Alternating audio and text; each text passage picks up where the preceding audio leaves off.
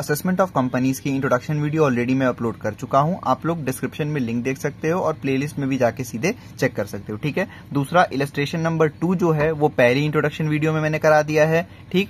और एक PYQ जो है वो सेकेंड इंट्रोडक्शन वीडियो में आपको मिलेगा। ठीक। उसके बाद 2023 में जो असेसमेंट ऑफ कंपनीज से रिलेटेड PYQ आया है, मतलब कि जस्ट प्रीवियस ईयर, तो वो भी मैंने कराया है। उसका लिंक आपको डिस्क्रिप्शन में मिल जाएगा और असेसमेंट ऑफ कंपनीज के प्लेलिस्ट में भी वो नीचे डाल दूंगा। ठीक है। और एक और PYQ मैंने कराया है, उसका भी डिस्क्रिप्शन में आपको लिंक मिल जाएगा और प्लेलिस्ट में भी मिल जाएगा। ठीक। इस वीडियो में हम लोग करने जा रहे हैं illustration 3। Quality Electronics Limited is a domestic company in which public are substantially interested. The following are the particulars of income in respect of previous year 2021-22. ये बुक है SC मेहरोत्रा की। ठीक है। तो क्वालिटी इलेक्ट्रॉनिक्स लिमिटेड एक domestic company है, public substantially interested, और ये फॉलोइंग सारे इनकम दे रखे हैं। देख लें जरा इसमें पूछा क्या है हमसे। तो इस क्वेश्चन में हमसे पूछा है compute the companies total income and tax liability. तो कंपनी है, कंपनी के केस में तो हम डायरेक्ट टोटल इनकम निकालते हैं। चारों हेड के इनकम मतलब कि capital gains, house property, other sources और PGBP, इन चारों को ऐड करते हैं। GTI आता है, कोई डिडक्शन होता है उसको लेस करेंगे, टोटल इनकम आ जाएगा। ठीक। अब इसी टोटल इनकम की मदद से हम निकालेंगे टैक्स लायबिलिटी। लेकिन ये है कंपनी वाला केस और यहाँ पे book profit under section 115 JB भी दे रखा है। तो फिर टैक्स लायबिलिटी एक निकलेगा नॉर्मल टैक्स लायबिलिटी जैसे बनाते आए हैं, एक निकलेगा मैट जो कि इस book profit under section 115 JB की मदद से निकलता है। ठीक। तो देख लेते हैं जरा क्या क्या दे रखा है इस क्वेश्चन में। सबसे पहले दिया है interest on government securities 20,000 rupees, ये इनकम फ्रॉम अदर सोर्सेज में फुली टैक्सेबल है। उसके बाद इनकम फ्रॉम बिजनेस, ये PGBP हेड में फुली टैक्सेबल है, इसको भी आप ऐड कर लो। उसके बाद शॉर्ट टर्म कैपिटल गेन्स और लॉन्ग टर्म कैपिटल गेन्स, ये कैपिटल गेन्स हेड में फुल्ली टैक्सेबल होता है। ठीक है। उसके बाद नेक्स्ट पॉइंट है dividend from an Indian company gross, ये इनकम फ्रॉम अदर सोर्सेज में है, ऐड हो जाएगा। उसके बाद book profit under section 115 JB, ध्यान रखना इसका काम बस मैट निकालने के लिए आएगा, मिनिमम अल्टरनेट टैक्स, बाकी इसको टोटल इनकम में मत ले लेना भूल से भी। ठीक है। देखते हैं इलस्ट्रेशन 3 का। तो इसमें टोटल इनकम पूछा है तो कंपनी के केस में हम डायरेक्टली ही लिखते हैं कंप्यूटेशन ऑफ टोटल इनकम। ठीक। फिर जो भी असेसमेंट ईयर है वो आप यहां पे लिख दो, फॉर द असेसमेंट ईयर। ठीक। अब सबसे पहले दिया हुआ है इसमें इंटरेस्ट ऑन गवर्नमेंट सिक्योरिटीज, ये किस हेड में आएगा, इनकम फ्रॉम अदर सोर्सेज में। ठीक। तो इनकम फ्रॉम अदर सोर्सेज में जो जो आइटम दे रखा है इस क्वेश्चन में वो आप ले लो। एक तो दे रखा है फर्स्ट पॉइंट में interest on government securities, amount कितना है 20,000 रुपीज है। ठीक है। तो पहले इसको अभी इनर कॉलम में ही लिखना 20,000 रुपीज। उसके बाद आपका फर्स्ट पॉइंट के बाद एक पॉइंट नंबर दिया हुआ है 5th, जो कि है डिविडेंड फ्रॉम इंडियन कंपनी। तो ये भी इनकम फ्रॉम अदर सोर्सेज में फुल्ली टैक्सेबल होता है अभी। तो इसका अमाउंट है 20,000 रुपीज और कुछ नहीं है अदर सोर्सेज का, दोनों को ऐड करो, आउटर कॉलम में लिखो 40,000 रुपीज। ठीक है। उसके बाद नेक्स्ट दे रखा है हमको इनकम फ्रॉम बिजनेस, तो ये सीधे सीधे इनकम फ्रॉम बिजनेस लिखा हुआ है, जो भी अमाउंट है इसका ऐड कर लो। इनकम फ्रॉम बिजनेस अमाउंट दे रखा है 4,90,000 रुपीज। ठीक है। उसके बाद दिया हुआ है कैपिटल गेन्स का,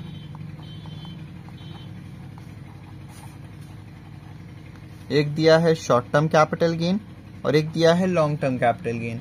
शॉर्ट टर्म कैपिटल गेन का अमाउंट दिया है 15,000 रुपीज और लॉन्ग टर्म कैपिटल गेन का अमाउंट दिया है 33,000 रुपीज। दोनों को आप ऐड कर लो, दोनों ही फुल्ली टैक्सेबल होते हैं।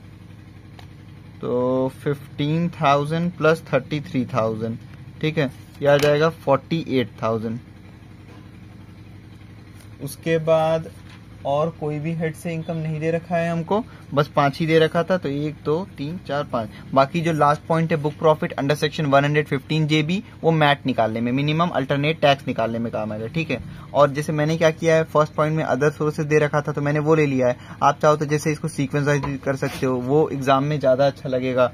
जैसे कि सबसे पहले टीचर को जैसे सबसे पहले इनकम फ्रॉम बिजनेस लिख लो, फिर कैपिटल गेन्स लिख लो और लास्ट में अदर सोर्सेज दिखा देना। ठीक है। अब ये तीनों ही इनकम है बस, तो इन्हीं तीनों को आप ऐड कर लो। तो ये हो जाएगा आपका 40,000 rupees plus 4,90,000 rupees plus 48,000 rupees. ठीक है। ये हो गया 5,78,000 रुपीज। अब ये अभी क्या आया है, ये आया है ग्रॉस टोटल इनकम यानी कि GTI, इसमें से हम लेस करते हैं डिडक्शंस। क्या कोई डिडक्शन आपको इस इलस्ट्रेशन में दिख रहा है? नहीं दिया हुआ है, नील कर दो। यही अमाउंट को दोबारा लिख लो, 5,78,000 रुपीज। ये क्या हो गया आपका? ये हो गया टोटल इनकम। अब हम निकालेंगे टैक्स लायबिलिटी। तो कंप्यूटेशन ऑफ टैक्स पेबल, ठीक है। और ये कंपनी का केस है तो इसमें दो तरीके, और book profit under section 115 JB भी दे रखा है। तो पहले निकालेंगे नॉर्मल टैक्स पेबल, फिर निकालेंगे हम मैट। तो पहले सिर्फ टैक्स पेबल निकाल लें। तो फॉर द असेसमेंट ईयर जो भी है, सबसे पहले लेते हैं short term capital gain under section 111A, 15% नहीं है, नील कर दो। अब देखो इस क्वेश्चन में तो शॉर्ट टर्म कैपिटल गेन दे रखा है, तो कंफ्यूज ना होना। ये देखो लिखा तो है शॉर्ट टर्म कैपिटल गेन, लेकिन अगर आपने मेरी इंट्रोडक्शन वाली वीडियो देखी होगी तो मैंने बता रखा है कि शॉर्ट टर्म कैपिटल गेन जब तक इस सेक्शन के साथ स्पेसिफाइड ना हो, जब तक इस सेक्शन के साथ नहीं दिया होगा आप नहीं लोगे यहाँ पे, ठीक है।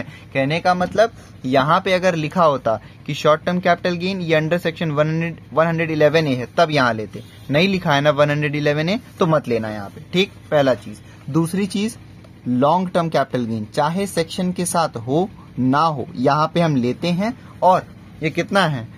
33,000 रुपीज। तो हम कितना ले लेते हैं? 20% लेते हैं, ठीक। क्योंकि 20% हम मानते हैं कि ये विथ इंडेक्सिंग वाला है, तो 20% सीधे हम निकाल देते हैं, ठीक है। तो आप इसको कैलकुलेटर पे कैलकुलेट कर लोगे। लॉन्ग टर्म कैपिटल गेन का ये हो जाएगा आपका 33,000 का 20% आ गया 6,600 रुपीज, ठीक है। यहाँ पे लिखो आप, ठीक। उसके बाद long term capital gain under section 112A, 10% नहीं है, नील कर दो। उसके बाद लेते हैं winnings from lottery, crossword, puzzles under section 115BB, 30% नहीं है, इसको आप नील करो। उसके बाद लेते हैं रिमेनिंग अदर इनकम। तो रिमेनिंग अदर इनकम ये कंपनी है, तो यहाँ पे 2% होता है। अगर कंपनी का टर्नओवर प्रीवियस ईयर में 400 करोड़ से ज्यादा है तो 30%, टर्नओवर अगर 400 करोड़ से कम है तो 25%। तो यहाँ कुछ नहीं मेंशन है, तो हम मानेंगे टर्नओवर 400 करोड़ से कम है, इसलिए लेंगे 25%। पहली चीज। दूसरी चीज, अदर इनकम कैसे आता है ये भी हमने इंट्रोडक्शन वीडियो में सीखा है। सबसे पहले हम टोटल इनकम जो भी होता है वो लेते हैं। तो टोटल इनकम इस क्वेश्चन में आया है 5,78,000 रुपीज। उसमें से हम माइनस करेंगे इन चारों में से, फर्स्ट 1 2 3 4, इन चारों में से जो भी यहाँ पे यूज हो चुका है उसका ओरिजिनल अमाउंट लेस करते हैं। कहने का मतलब देखो, ना ही फर्स्ट यूज हुआ है, ना ही थर्ड यूज हुआ है, ना ही फोर्थ यूज हुआ है, केवल ये वाला यूज हुआ है ना। तो इसका ओरिजिनल अमाउंट क्या है, इसका परसेंटेज निकालने से पहले कितना अमाउंट है? 33,000। 33,000 लेस करो। क्या और कुछ भी यूज हुआ है? नहीं यूज हुआ है, तो बस आप यही लेस करो और उसका निकाल दो 25%, ठीक। तो 5,78,000 माइनस 33,000 कितना आ गया? 5,45,000। तो 5,45,000 और इसका निकालेंगे हम कितना? इसका निकालेंगे हम 25%, ठीक। ये हो गया 1,36,250, ठीक है। इसको हम ऐड कर देंगे प्लस 6600 और कुछ तो था नहीं, तो ये हो जाएगा 1,42,850, ठीक। उसके बाद हम ऐड करते हैं सरचार्ज। अगर कंपनी का टोटल इनकम 1 करोड़ से ज्यादा और 10 करोड़ तक है तो 7%। अगर कंपनी का टोटल इनकम 10 करोड़ से ज्यादा है तो 12% नहीं है, नील कर दो। उसके बाद है यही आ जाएगा 1,42,850। उसके बाद हम लेस करते हैं मार्जिनल रिलीफ, ये भी 1 करोड़ और 10 करोड़ के कंपैरिजन में करते हैं, नहीं है, नील करिए इसको। ये आ गया 1,42,850, ठीक। उसके बाद ऐड करते हैं हम हेल्थ एंड एजुकेशन सेस। कितना परसेंट? 4% इस वाले अमाउंट का। तो 1,42,850 का 4%, ये आ गया 5,714 714, इसको आप ऐड करो ये 1,42,850 में कितना आ गया, ये आ गया 1,48,564। दूसरी चीज हमने सीखा है कि टैक्स लायबिलिटी को हम टेंस प्लेस पे राउंड ऑफ करते हैं, तो ये 64 है, ये 60 के पास है कि 70 के पास है, भाई 64 60 के पास है, तो इसको आप राउंड ऑफ करो, राउंड ऑफ, ये कितना हो गया 1,48,560। लेकिन अभी ये क्या लिखोगे आप, इसको टैक्स पेबल ए, यही आंसर नहीं हुआ अभी, क्योंकि हमने सीखा है कंपनी के केस में अगर बुक प्रॉफिट अंडर सेक्शन 115 जेबी दे रखा होता है तो हम दो बनाते हैं, एक बनाते हैं नॉर्मल टैक्स पेबल और एक बनाते हैं मैट, मिनिमम अल्टरनेट टैक्स। तो अब हम वो बनाएंगे, हम यहां लिखेंगे मैट, मिनिमम अल्टरनेट टैक्स। ठीक, सबसे पहले इसमें लेते हैं जो बुक प्रॉफिट है अंडर सेक्शन 115 जेबी का, उसका सीधे हम निकाल देंगे कितना 15%। तो पहले तो देख लें कि बुक प्रॉफिट अंडर सेक्शन 115 जेबी का अमाउंट कितना है, अमाउंट है 9 लाख रुपीस। ठीक, हम यहाँ लिखेंगे 9 लाख रुपीस, ठीक है, इसका निकालेंगे हम 15%, 9 लाख का 15% कितना हो गया 1,35,000 रुपीज। ठीक है, इसको आउटर कॉलम में लिखिए। उसके बाद सरचार्ज ऐड करते हैं, और ये कंपनी वाला कंडीशन है तो सेम वही परसेंटेज लगता है जो अभी मैंने नॉर्मल टैक्स लायबिलिटी में बनाया। तो ना ही यहाँ 1 करोड़ से ज्यादा इनकम है, ना ही 10 करोड़ से, तो इसको नील करिए और दोबारा से यहाँ पे लिखिए 1,35,000 रुपीज। उसके बाद हम लेस करते हैं मार्जिनल रिलीफ, यहाँ भी ना ही 1 करोड़ है ना ही 10 करोड़ है बुक प्रॉफिट, तो भाई नील करिए यहाँ पे, यही अमाउंट दोबारा आ जाएगा 1,35,000 रुपीज। और एट लास्ट हम ऐड करते हैं हेल्थ एंड एजुकेशन सेस 4%, ठीक है, इस वाले अमाउंट का, तो 1,35,000 रुपीज एट द रेट 4%। ठीक, कैलकुलेटर पे निकाल लीजिए आप, ये आ गया 5,400, आउटर कॉलम में सीधे 5,400, इसको हम ऐड कर देंगे 1,35,000 में, तो 1,35,000 प्लस 5,400 कितना आ गया, ये आ गया 1,40,400। ठीक है, इसको क्या बोलेंगे हम, टैक्स पेबल बी। तो इसको आप देख रहे हो ये ऑलरेडी टेंस प्लेस पे राउंड ऑफ है, तो इसको राउंड ऑफ करने की जरूरत नहीं है। ठीक, अब हम लिखते हैं टैक्स पेबल ए कितना आया था 1,48,560 और बी 1,40,400। फिर हम लिखते हैं विच एवर